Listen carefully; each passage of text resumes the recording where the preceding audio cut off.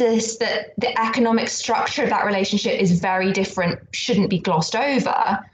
The kind of franticness that Siddons admirers feel. Sorry, I just got distracted by the recording has started note. Where am I in my notes? The kind of franticness Siddons admirers feel that they're treating her that she is someone that they deserve access to. That they'll crush one another for a glimpse of her. To me, that really persuasively identifies them as what we would now call fans. And it's that understanding of a fan as defined by their emotional and behavioral interaction with something, and not that I'm in any way suggesting that fans are defined by being unreasonable, disrespectful, invasive, or anything like that. As we ascertained, my starting point for this project is considering myself a fan. But that idea of attachment that all of this comes from, I think can allow us to start thinking about fans of not just actors, but characters too. If we go to the next slide, please, Richard. So this, again, is from Campbell's biography of Sarah Siddons. He says, in the July of 1819, His Royal Highness the Prince Regent gave a grand fancy ball. Fancy ball means fancy dress party. It's a party where everyone is going in costume. Campbell quotes an extract from a letter Siddons wrote to one of her friends, where she says, Lady B has borrowed my Lady Macbeth's finest banquet dress, and I wish her ladyship joy in wearing it, for I found the weight of it almost too much for endurance for half an hour. How will she be able to carry it for such a length of time? But young and old, it seems, are expected to appear in splendid and fanciful apparel, and many of these beauties will appear in my stage finery. Lady Macbeth is Sarah Siddons' most famous role, the part with which she was most associated, and she is credited with catapulting Lady Macbeth to a sort of iconic status. What this letter describes is a woman, upper class, a lady, dressing up as Lady Macbeth to go to a fancy dress party wearing Siddons' costume. And apparently other attendants will be wearing Siddons' costumes too, implying they are going as other characters, or even still Lady Macbeth, who wears more than one costume in a performance. I would love to know why Lady B and the others picked the characters that they did dress up as. What Lady Macbeth meant to Lady B that made her want to go as her to this party. But unfortunately, we can't know that. That is a problem with research, that the information doesn't always exist. I don't even actually know who Lady B is, what the B stands for. But what we can conclude from this piece of evidence is that there was a connection, attachment, attraction for Lady B to Lady Macbeth that was acted upon through Sarah Siddons' costume. I'm really interested in how we could try to map this fan connection to Sarah Siddons, to Lady Macbeth, and to Sarah Siddons' version of Lady Macbeth. Will you go to the next slide, please, Richard? Okay, I'm really sorry I don't have a more modern example of this. I'm really hoping that some of you have seen Beetlejuice. I should have put this on things I'm a fan of on my other slide. At the bottom is a picture of Michael Keaton as the character Beetlejuice in the Tim Burton film of the same name.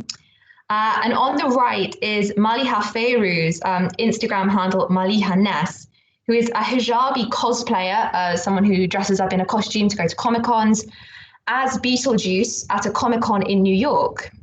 The picture's not great, but Beetlejuice has green hair, and the cosplayer has used a green hijab for this costume. She's recreated the stripy pattern of Keaton's Beetlejuice, but it's a completely different costume. It's not made to look identical. So I wondered if you wanted to share some thoughts about how you would describe the character Feyruuz is dressed as here, how that relates to Keaton's Beetlejuice. Is one the Beetlejuice? That there are no right or wrong answers, as there kind of haven't been throughout. I'm asking questions because I'm genuinely curious. I find this so interesting. So any thoughts you have about what would you just say that is another Beetlejuice? Is it the same Beetlejuice? Thoughts more than answers would be really appreciated on the Slido. I'll give you a little bit of time to gather your thoughts and give an answer.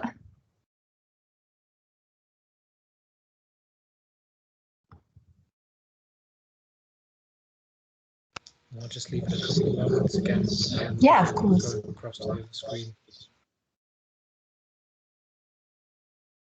I know I'm asking some quite hard questions, but I was more interested in thinking together than having a quiz, so I did that.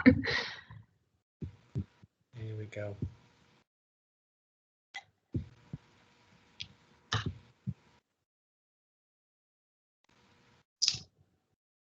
Is it up for you, Richard? I can't see it yet.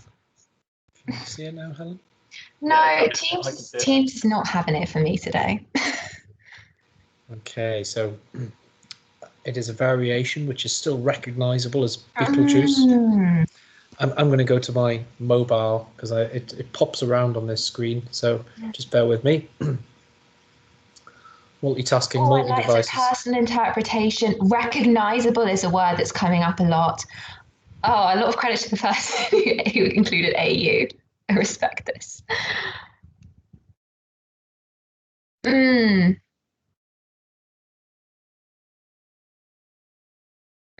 this notion of an own version I've seen in a couple of comments now. Yeah. And I find that notion that you can have your own version, that comes up a lot in my research. I find that in itself actually quite fascinating. Own interpretation. Yeah, it's really interesting. Like, there's sort of, if I'm going to sort of summarize this, because these are all such good thoughts, that I'm seeing a lot of comments about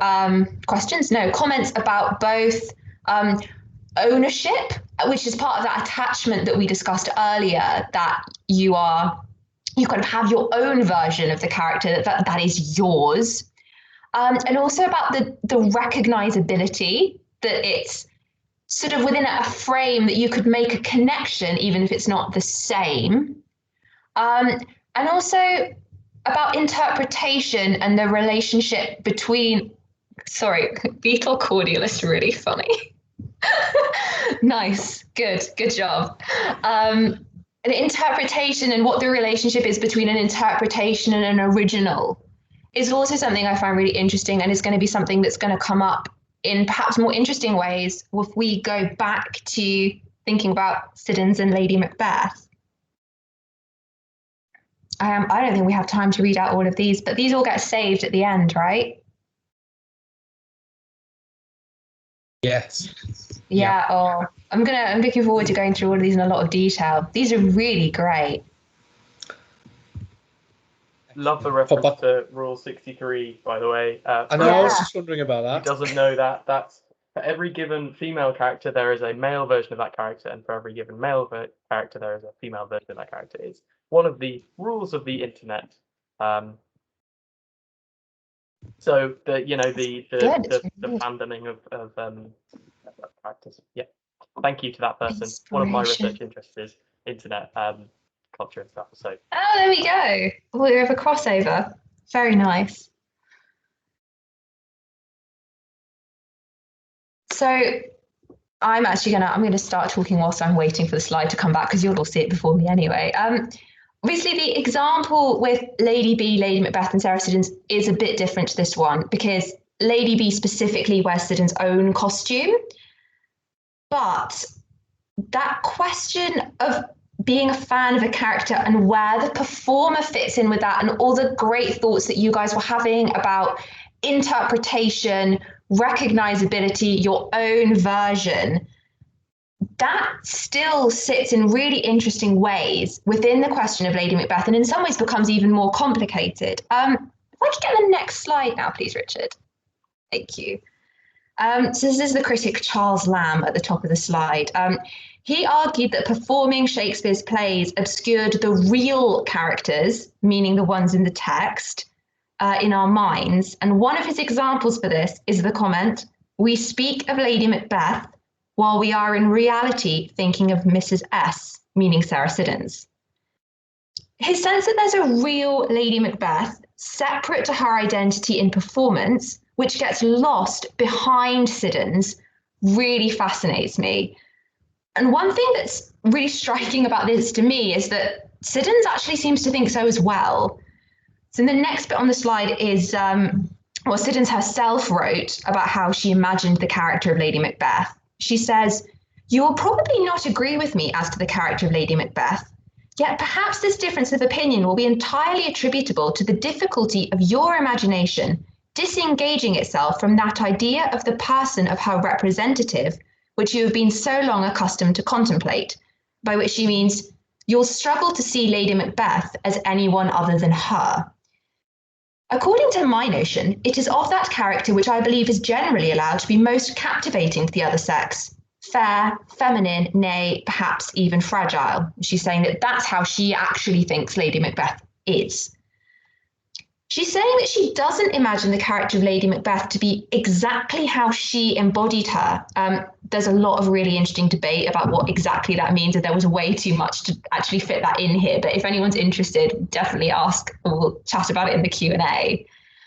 And yet she recognizes that she's so shaped how the part is seen that other people will not agree with her own idea of Lady Macbeth, as it isn't her. And indeed, she was right. Can we have the next slide, please, Richard?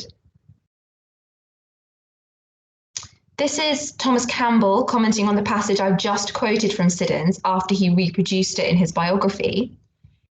Mrs. Siddons' idea of Lady Macbeth having been a delicate and blonde beauty seems to me to be a pure caprice.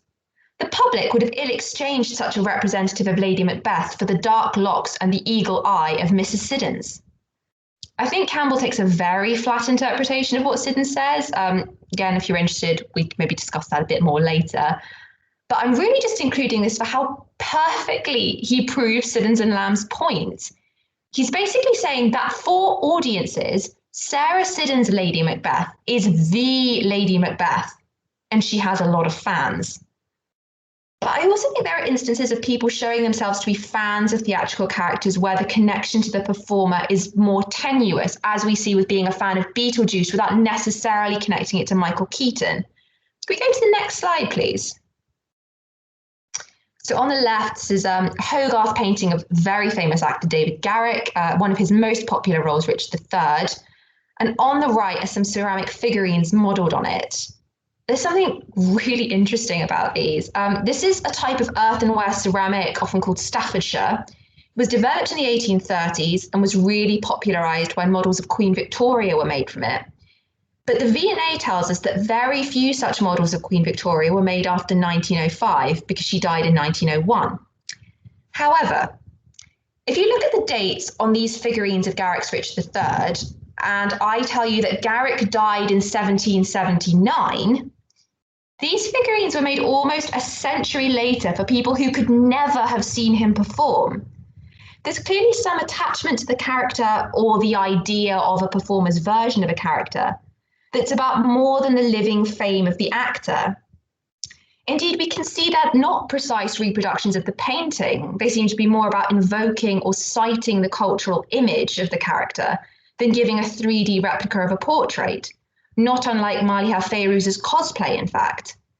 I think these figurines are so interesting because someone has decided that this character is important enough to them for whatever reason, and we can't know the reason, that they've purchased it and displayed it in their home.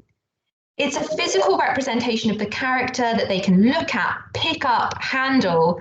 I actually felt the urge to compare it to, if we could go to the next slide, Richard. Okay, there is a big difference, right? We should clock the difference that Staffordshire figurines were considered very stylish. They were really in fashion. Whereas these kinds of display figures, which I will say, like, I don't own this and I don't know anyone who does, but I did Google for a good example and this one really stood out to me. They carry an association with a sort of subculture of geekiness, which doesn't really translate to the theatrical culture I'm talking about.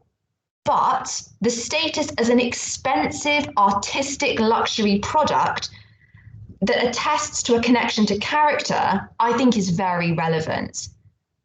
If we could just go to the last slide, Richard. I did just want to note before I finish that I know that the characters I've discussed here are all Shakespeare examples. That's partly because Shakespeare had a big fan club himself in the 18th century.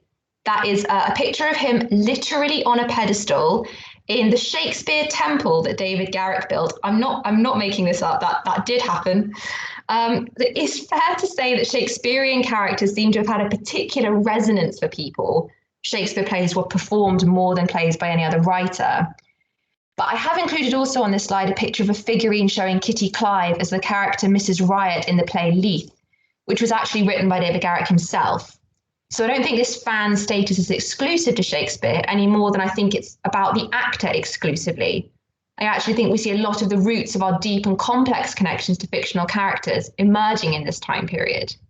Okay, that is enough for me. I'm sorry that ended a little bit later than I thought, mostly because there were so many wonderful thoughts on all the very open questions I asked. But any questions you have for me or indeed for Richard and Chris, you can pop into the Slido. I'm really excited to hear your thoughts. And just while we're having a look at these questions, Helen, I'm just saying to Chris that I think those responses to that third poll were excellent. So I'm really excited to go back through them and read them all in a lot more detail than I got to during the talk. We were so excited about them. We were thinking about putting them, those third ones, particularly in the follow-up email to everybody tomorrow. Yes, definitely. Okay, so do we have questions for Helen? The content of anything that we've just looked at? I'm amazed by what you've just taken us through, Helen. And it covered a lot of centuries. I'll admit that. It might be something relating to the interesting sub-exploration Helen was making of what English looks like as a term of study. So what direction is your research currently going in? So sorry, was there more to that question that I just cut over? No, sorry, I was just blathering on. What direction is your research currently going in?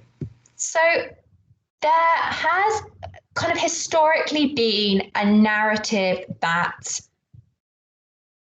fictional characters in the novel have this complex interiority. They are deep and complicated individuals that a reader can relate to in some way that is very different to in any other form.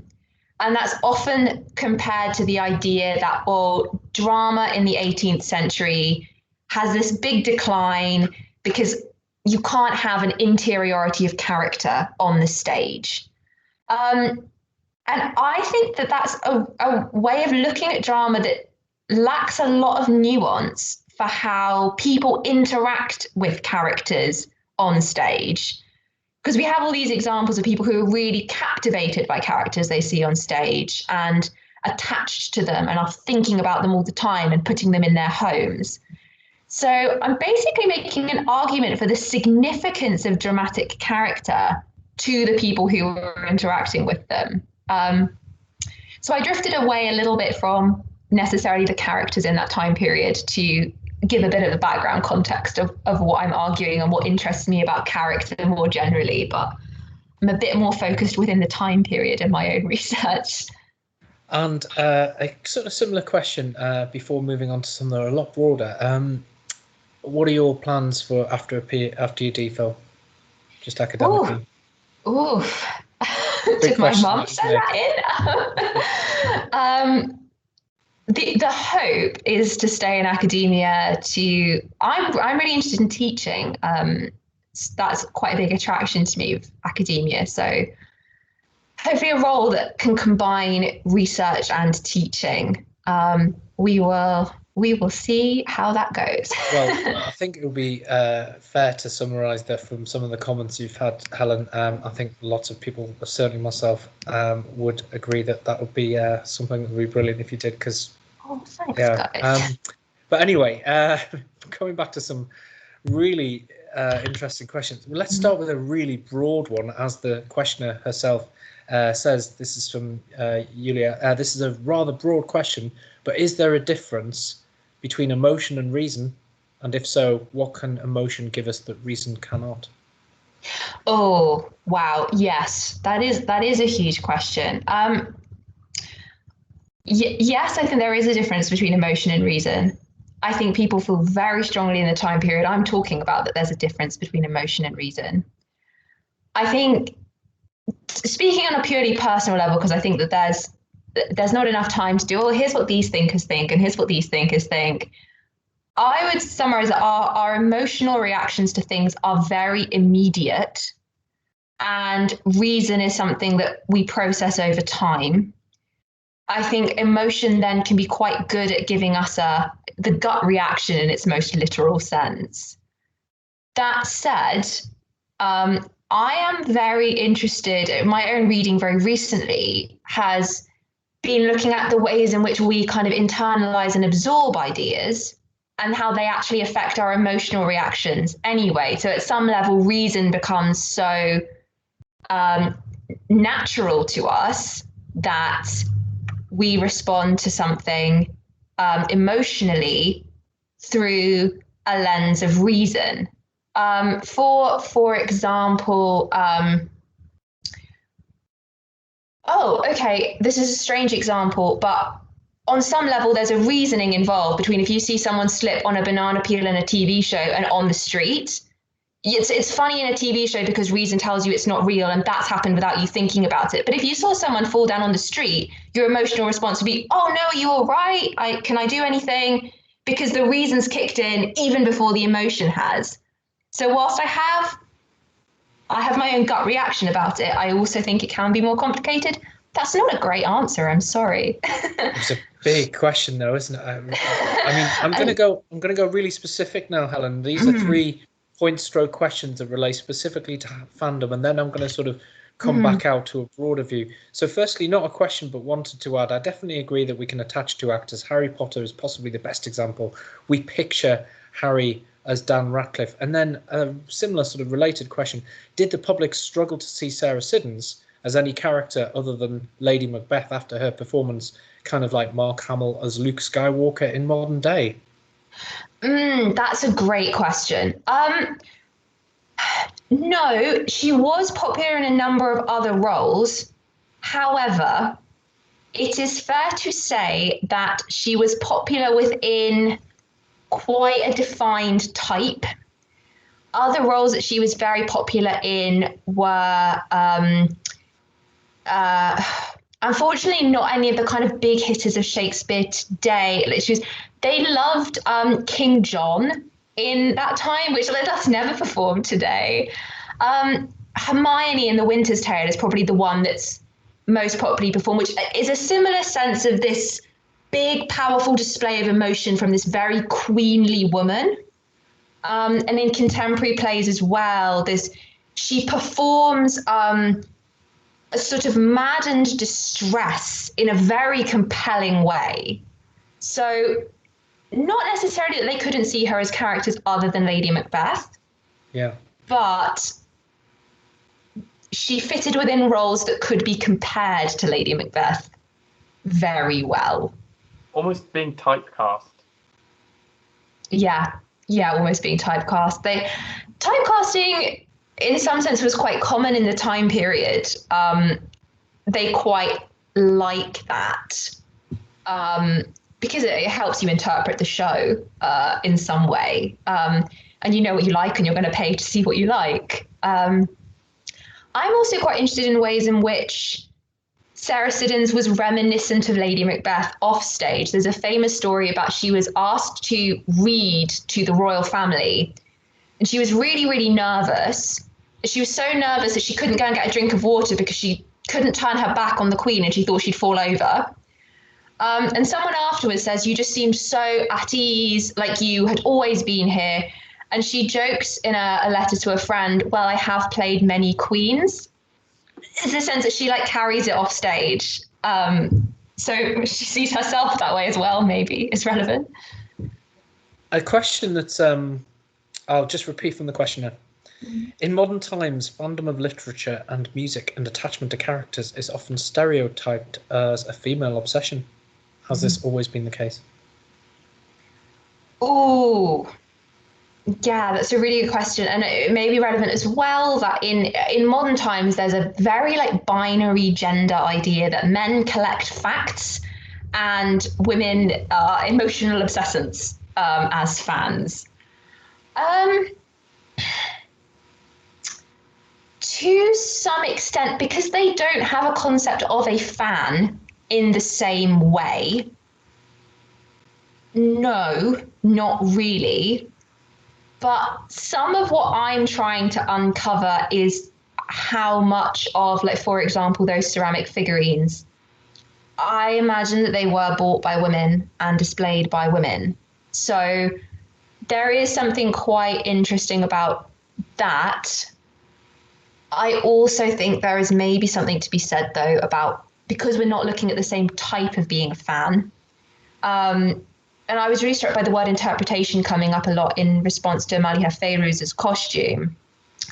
A lot of male essayists write about their interpretations of character, and that's considered a very scholarly activity, therefore implicitly quite a male activity, which now I think we would probably consider quite feminine, because I think the closest equivalent to that actually is the long-form Tumblr post, which is really coded as feminine. Of course, the whole publishing dynamic really changes it. But so I guess my answer is no, it hasn't always been the case. But I'm interested in the ways in which women have historically been involved in what we would now call fan activity. Which leads definitely onto another question on fandom. How do you think the concept, you've already touched on this, how do you think the concept of fandom has changed from the 18th to the current century? Yeah, so to summarize Cheryl Vanko very quickly and briefly, the economic situation is really, really different now. Like, if we're just focusing on actors, and obviously there's a lot more types of fans than fans of actors, but they make a lot of money through advertising. They make money through all sorts of campaigns. Their social media presence is really different. Whereas actors in the 18th century, they were still paid a wage, but they also had what were called benefit nights, where all the takings that night went to one actor. And therefore, they try and get all their fans to fill out the theatre. The process of kind of what they're trying to get their fan to do is really different. And the process of who gives whom money is quite different.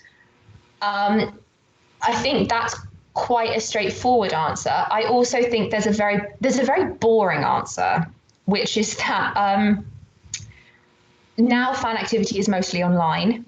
I'm not an expert on the history of 20th century fan activity, but I know that they used to very popular zines, which was sort of like handmade, printed, like magazine, zine from zine, with art and stories and essays about things people were a fan of, and they were circulated by hand. And now in the 21st century, that's moved to all being online. Kind of neither of those things exist in the 18th and 19th century, because the communities of fans don't exist in the same way. And therefore, there's not quite such a like frame of reference for people thinking about themselves in those terms. Like someone who has a lot of opinions about Shakespeare's characters, like there's a writer called William Hazlitt who writes a book called Characters of Shakespeare's Plays. He thinks of himself as a scholar. Like that's how he imagines himself. Someone who buys a lot of those figurines and goes to the theatre every single day to see Sarah Siddons would probably consider themselves a devotee of Sarah Siddons or a theatre goer. They're sort of frames a way of thinking about themselves because they don't form communities in the way that we do now is quite different. I mean, even the word possibly fan, from where it comes, presumably there's a slight implication of, you know, slightly being, how can I put this, being extremely enthusiastic, maybe too enthusiastic, is a sort of pejorative word in itself, fanatical. Yes. Yeah, exactly. There was just one I'd really like to come to in terms of, just forgive me, To what extent do you think fans of modern actors today are perhaps subconsciously influenced by fans of the past? Oh, that's really interesting. I think partly that question depends on how aware we think modern fans are of fans in the past. And I think whether that goes right back to the 18th and early 19th centuries, maybe not.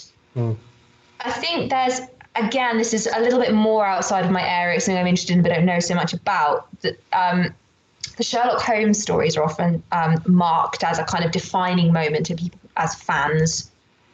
And for example, people wore black armbands when the story in which Holmes dies was written.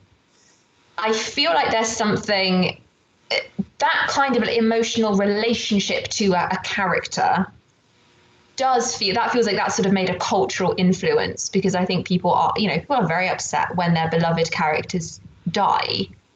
That feels quite related. Whether or not that's actually an influence, whether people know that and are following on in the footsteps of, I don't know. I think probably it's more that it comes later and we're looking more at evolutions in culture rather than in practice, which is, sorry, that's an unnecessarily complicated term to introduce right now. Some of the questions that come through are just so broad. We're not going to be able to go to them all, I think, and with regrets, just in terms of time. I'm just trying to pick the most sort of representative or... I asked very broad questions, so I think it's fair that everyone has broad questions in response. I'm going to come back out, actually, of fandom, if I may, and just salute the quality of the questions. And Helen, you'll be able to see them yourself as well. But I'm gonna sort of conclude with something which is coming back out and pretty broad, and it says indeed a bit of a broad one. But what would you say is the value of studying English academically? Oh wow. God, that's a hard-hitting question. And I don't want to give a kind of a cheap answer. And also, I'm aware that some of my answers that are quite genuine sound quite cheap. But I do think that by studying literature, I think we learn a lot more about ourselves and how we interact with the world. Like, using fictional characters as an example, there is surely a reason that fiction is so meaningful to us, that we connect so much with something that's not real, with people who are not real. And I think we are delving in and answering a lot of very deep questions about us as people by taking that on. And there's a reason that writing has survived as a practice so long and has become so central to society. It's a very genuine answer, but I know it sounds very schmaltzy. Just sounded very genuine and passionate to me. Yeah. I was also thinking about some parallels between what you would say about English and what I would say is about history when I'm, having done a history degree, but because it's about people. I'm just pausing slightly because I'm just always hesitant because there's some amazing questions, but I think we're going to have to. I hope we've addressed the most sort of broad ones. There's some brilliant points though that I just can only apologise for not having been able to squeeze in the time available. Helen, any concluding comments from yourself? Any reflections on what you've been asked and the poll thoughts and so on? I'd mostly just like to say that I've just been so blown away by the depth and the generosity of thinking in the very broad questions that I asked. That's been so amazing. I was sort of wary that I was asking such inconclusive questions, and I think everyone has thought so brilliantly, has been so open, has brought so much knowledge and developed thinking in. It's just been really brilliant. Thank you so much on behalf of the students attending, but also on behalf of Chris and myself for this afternoon. I would just point out that we've recorded this, although as you noted, Helen, we were a bit late on pressing the red button. Yeah, sorry, I just distracted myself with it. Entirely my fault. Yeah. So the recording will go out with the follow-up email tomorrow, and we'd really appreciate if you can give us some 2-minute evaluation comments as well in the really brief form that's in there in that email that you'll receive tomorrow. So thank you from me. Chris, over to you. Thanks, Richard. I do have a really quick one for you, Helen. I know we've just wrapped up the Q&A, but this is something that we've been doing sort of a bit informally. It's not been in the structure of the talk, but I think this has been really useful. Would you be able, if people are interested in reading and learning a little bit more about fandom, would you be able to recommend one, maybe two, but really just one sort of text that they could look at and read, or even, it doesn't have to be a text, could be a video or something, but a piece of material they could engage with? Yeah, it's actually not about the time period that I'm looking at, but I would really recommend the Daniel Cavici article that's referenced in that PowerPoint. It was one of the first things that I read before I wrote my PhD proposal, and it really influenced my thinking, but in very general ways, which I think is maybe what, you've all been doing such great thinking. Maybe you want that more general influence. It's a great overview and can maybe direct you towards some other stuff, and maybe not being so period specific. It's a bit helpful. Fantastic, thanks. And we'll put that, I think, Richard, can we stick that in the follow-up email tomorrow? That'd be grand, yeah. And it'll be in the slides anyhow. But thanks so much, Helen, and thanks, Richard, and thanks everyone for being with us today. I hope you've had a good time. I hope you've enjoyed this. I certainly have. This has been really fascinating. Thank you, Helen. And yeah, we've got another Trinity talk in 2 weeks if you're interested. If you haven't already signed up, do consider it. Otherwise, I hope you all have a lovely evening. Enjoy the sunshine. Thank you. Thank you. Bye. Thanks, everyone. And do feel free to head off. I'm going to close this meeting now. I'm trying to. It's just very slow. Oh, Helen. Teams. See you later.